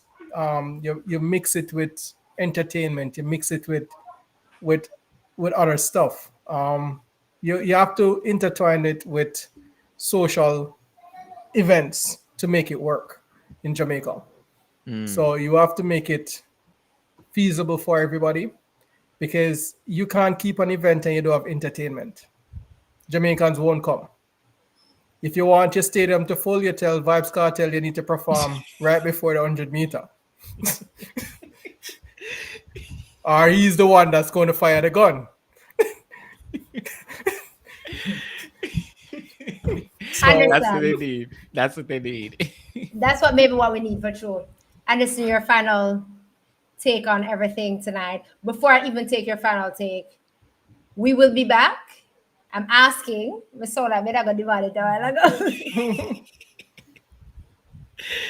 I hope that you will be back just before we can have another sit down just before World Championships. Yes. So we can have our take on that and have our little viewpoints on that. So you can just schedule me in your busy schedule. Yeah. I'll take it whenever you're able to as best as possible so that we can have this again. But your final take on this. Of course, yeah, definitely. You can always hit me up. I think overall, I'll give like just quick summary. I think I'm very excited about what Oblique Seville did at London Diamond League. I'm excited to see what he does over the next few months leading into the World Champs. I'm so happy that Jamaica did qualify in the 4x1 because now they get a chance to get on the podium. I also am excited that Julien Alfred is looking unstoppable. She's looking very, very good, and this might be her year. We'll see how everyone else kind of steps things up. Yep. And then also with Grand Slam track, I was rooting hard for Grand Slam track. Huge supporter. I feel like we still do need something in whatever structure that looks like to come into the sport to add and or change how our sport does function. I love how the sport is now, to be honest, personally, but I do still feel like there needs to be more. So, but I also am unfortunately disappointed because the season canceled, and then also like the post communication unfortunately has not been great, right? So, and there's just been more and more negative headlines, so it's not looking great for what the future may. I don't know what the future may look like, but yeah, overall, that's my summary, I guess. Xavier, At 10 seconds of fame. Sorry. Grand Slam, I think they have a few selling points for 2026. There are a few success stories about it. Um, One is the athlete that worked at UPS got the opportunity to fund his his career a little bit better. So we have to look for the positive in Grand Slam for it to work next year. It might not attract the superstars, but it will attract the upcoming stars that will bring um, a different variety of competitors to the sports that what we're looking for. No doubt it will bring excitement. Any publicity is good publicity. Bad publicity will work because everybody will watch next season to see what will it bring to the table. So I think even though it ended on a sour note, people are looking forward to it. I guess the first event next year, everybody going to tune in to see what it's all about, and that's all they want: viewership to win. Interesting. Um, my final take. I was definitely excited about Oblique Seville for so many reasons. He looked really well. Relay, kudos to you guys. Just go in and get some more practice in, and I know that you will be able to do the job and get the job done from that. As it relates to Juju, as we affectionately know her as, um, I'm loving what 2024, 2025 is bringing for you. Whatever it is that you are doing is working. Continue to do that, continue to tread on that path, and may greater things come forth for you. It would really be an awesome thing to have if it is that Juju is able to bring home one of those gold medals um, in the World Championship, because she would now be the Olympic champion and also the world champion back to back in terms of how it is that it is staged. So it is really good. Exciting times ahead.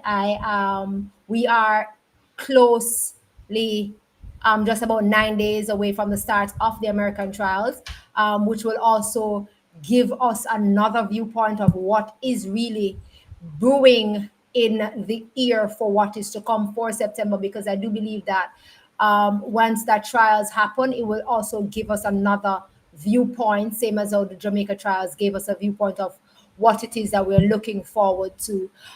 So definitely, it is great times ahead, some good weeks to come. We have the US trials, then we take a break, and then we have, running into the finals of the Diamond League, which will also be another exciting time. And then we run into what it is, the epitome of what we want it to be. Where the sport is right now, it is in a good place in spite of the things that is happening inside and outside. For me, for Grand Slam in the roundup of this, sad to see that it didn't complete the way it should have, or the way it was set out to be. The communication before and during was great, and I wish that the posture of that communication would have been kept even after the postponement of the last one, so that we would have been at a place where we could, understand. And that is what is also disappointing. However, if you're coming back, or when you come back into the space again come 2026, because you said that you will, it will require a lot of work, greater push. It will require a lot of more things that work for you to put in for the trust to be regained. So it is a lot of things to happen and a lot of things to come forth. I wish that World Athletics will just help to tweak the sport in another more fun-filled way that is beneficial to both everyone that is a part of the sport: fans, analysts, athletes, federations, and everything, so that we can continue to enjoy the sports as we look along. Great things for the junior athletes to come forth, and therefore we are here to see the juniors bloom into themselves and grow into the tree and the stars that we know them to be and that they can be.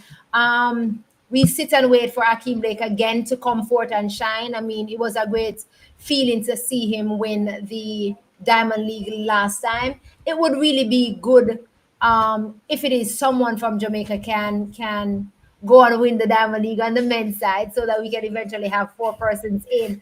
Um, That would be good. I love to see the competition and the camaraderie happening. Another thing that is well and progressive is the love and camaraderie between these athletes now in this space. It's something different from what we're used to seeing, and therefore the sports is going in a good direction, but there's still room for improvement and things to happen for it. So yeah, that's my 2 cents. And again, to all of you all who has joined us tonight, I really, really, really, really appreciate it. So much, so much, so much. We continue to do what we do for the love of the sport and continue to bring all the things that is happening in the sport, whether it be good or whether it be bad. If it is that you have not yet subscribed to Track and Field Totnet, please do remember to go ahead and subscribe. And if it is that you have not yet even subscribed to the The final leg. final lane, right? Do run on over there and subscribe, because definitely we know what it is that the channels bring to us as listeners and lovers of the sport. So we have continued to reach and do what we can do, especially in this timing of what is happening. And I want to say so much. I am greatly honored and thank you so much for joining us. We really appreciate you being here. Shed some light and also to share your viewpoint on things, track and field as usual. So thank you so much. And we look forward for another sit down soonest as possible. So thank you again. Definitely. Good morning, good afternoon, good evening, and good night to you all, wherever it is that you join us from. We are happy that you are able to join us. Continue to be safe and continue to do what you do best here.